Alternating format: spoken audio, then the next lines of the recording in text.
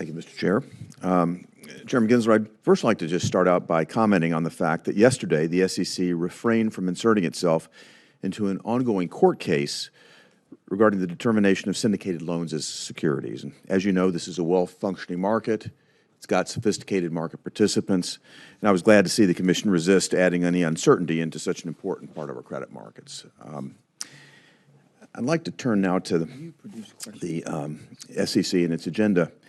As I mentioned in my opening statement, many of the rules promulgated under your tenure have crept well beyond the SEC's statutory mandate. And we're not talking about just a few rules. It's an eye-watering number. You just talked with Senator Manchin about the number of rules that you've undertaken so far, and you've pointed back to the fact that this is in line with what your predecessors have done. But I look back at the last 27 months of your two predecessors and the pace that you've undertaken here. And during the 27 months that you've been chairman of the SEC, and you've issued 58 rule proposals. That's nearly equal to the proposals by both chairs Clayton and White combined during their first 27 months. The sheer volume of this isn't the only problem, though.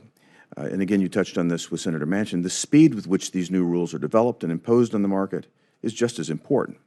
And here, again, it feels that you're moving at an extremely rapid pace. This raises an obvious question, then. How does the volume and speed of rulemaking impact the quality of these rules? Well, here are just a few issues that were raised by SEC managerial employees that came directly from the Inspector General report that was conducted last October, that was printed last October. And I'll run through a few of them.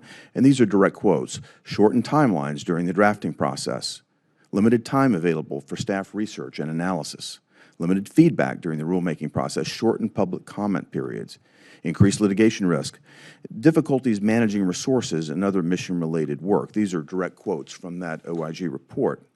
So my first question is, do you agree with the statements of the SEC managerial staff that were in this report that state, quote, the more aggressive agenda, particularly as it relates to high-profile rules that significantly impact external stakeholders, potentially, one, limits the time available for staff research and analysis, and two, increases litigation risk?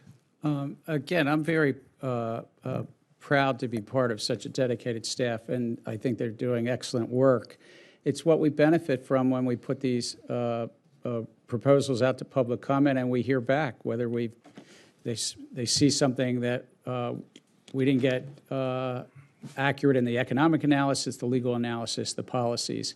In terms of the staff, I'm also pleased to say that we have, for a number of years, been very, this survey is done by the Partnership for Public Service, that we tend to be very highly ranked by our own staff about the work at the staff. But in terms of the rules, I'm talking specifically about the OIG report, and here what they're citing is not process substance that you're talking about. It's talking about concerns with the process itself. Again, the speed and the volume that you're moving forward on. And here, it seems to me that it's a recipe for disaster, moving at this pace and this volume, particularly when you hear these types of complaints coming back from the staff.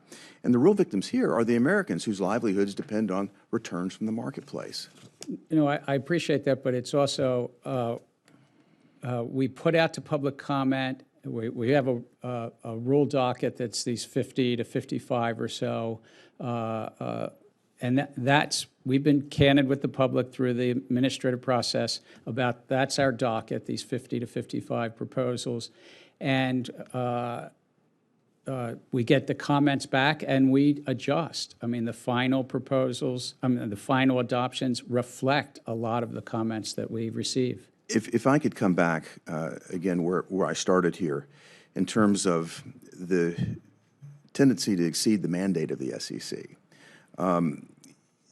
The regulatory agenda that you laid out, the increased budget request that you laid out, raises complicated but particularly germane questions, like how much funding would the SEC need if it weren't trying to do the job of the Congress, the EPA, the banking agencies, if it weren't bringing enforcement actions that are likely to be lost?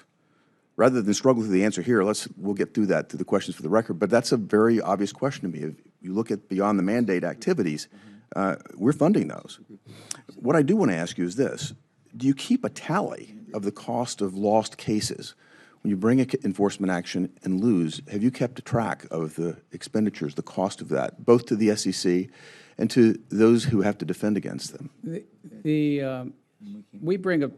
either settle or bring between 700 and 800 actions a year. And that's being a cop on the beat. And we lose very few, Senator, but we are going to it from time to time. That's the nature of our processes. So too would any law enforcement. We're a civil law enforcement agency. But it's really to protect the investing public and protect those firms that are trying to access the capital markets. And so we bring cases, whether it's Ponzi schemes or pump and dump schemes or accounting fraud, insider trading. I'm talking about the statement cases, the cases that are meant for messaging.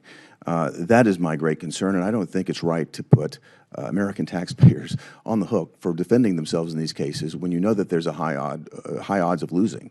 That's the point here. And I'll come back with questions for the record. We're out of time on this round, but I'll come back with questions for the record to try to get at this cost. If I might just say, we only bring a case if we think that it's the facts and the law dictated, and it's really within the facts. We take it, our 5-member commission votes on every one of these.